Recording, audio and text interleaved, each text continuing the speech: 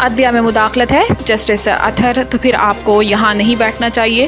Supreme court کے larger bench نے اسلام آباد ہائی کورٹ ججز کی عدلیہ میں مداخلت کے خط پر اسکوت نوٹس کیس کی سماعت کی۔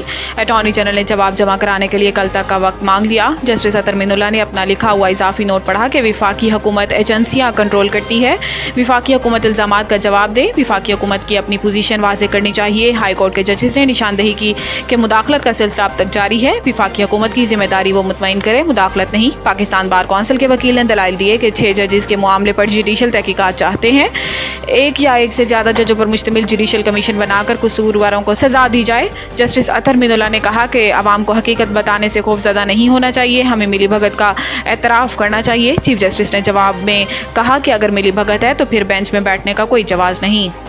وزیر داخلہ کا اوور بلنگ اور بجلی چوری کے خلاف کریک ڈاؤن تیز کرنے کا حکم۔ محسن نقوی کی زیر صدارت FIA لاہور زونل آفس میں اجلاس ہوا جس میں اوور بلنگ اور بجلی چوروں کے خلاف کارروائی پر پیش رفت کا جائزہ لیا گیا۔ وفاقی وزیر داخلہ نے گزشتہ دورے کے دوران دی گئی ہدایات پر پیش رفت کا جائزہ لیا، جبکہ ڈائریکٹر FIA لاہور سرفراز ورک نے بریفنگ دی۔ محسن نقوی نے ہدایت کی کہ اوور بلنگ کے ذریعے شہریوں پر بوجھ ڈالنے والے افسران کے خلاف بلا امتیاز کارروائی جاری رکھی جائے، اوور بلنگ پر زیرو ٹالرنس پالیسی جاری رہے گی۔ محسن نقوی کا کہنا تھا کہ ڈسپوز کی نااہلی اور غفلت کی سزا شہریوں کو دینا قطعاً قبول نہیں، بجلی صارفین کو اوور بلنگ میں ریلیف دینا ترجیح ہے۔ وزیر داخلہ نے بجلی چوروں کے خلاف کارروائی جاری رکھنے کا حکم دیتے ہوئے کہا کہ بجلی چوری میں ملوث سرکاری عملے کے خلاف بھی بلا تفریق ایکشن لیا جائے۔ جج کے خلاف سوشل میڈیا مہم پر توہین عدالت کی کارروائی کا فیصلہ۔ ہائی کورٹ ذرائع کا بتانا ہے کہ جسٹس بابر ستار سے متعلق منفی مہم پر توہین عدالت کی کارروائی عمل میں لائی جائے گی۔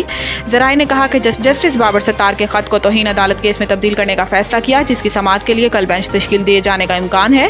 جسٹس بابر ستار نے سوشل میڈیا مہم پر چیف جسٹس عامر فاروق کو خط لکھا تھا۔ ماہر قانون شہباز کھوسہ کا کہنا ہے کہ ہائی کورٹ کا فیصلہ خوش آئند ہے، عدالت کے پاس اختیارات ہیں جس کے مطابق کارروائی کا فیصلہ کیا گیا ہے۔ شہباز کھوسہ نے کہا کہ سپریم کورٹ کی جانب سے تمام ہائی کورٹ سے بھی رائے مانگی گئی تھی۔ پیمرا FIA ونگ سے اپلوڈ میٹیریل سے متعلق پوچھا جائے گا۔ ان کا کہنا تھا کہ میٹیریل کہاں سے اپلوڈ ہوا FIA ونگ ٹریس کر سکتا ہے۔ ججز کی ذاتی زندگی کے بارے میں پروپیگنڈا کیا گیا جو انتہائی غلط تھا۔ گندم کی نئی قیمت مقرر کرنے کی درخواست پر وفاقی حکومت سے جواب طلب۔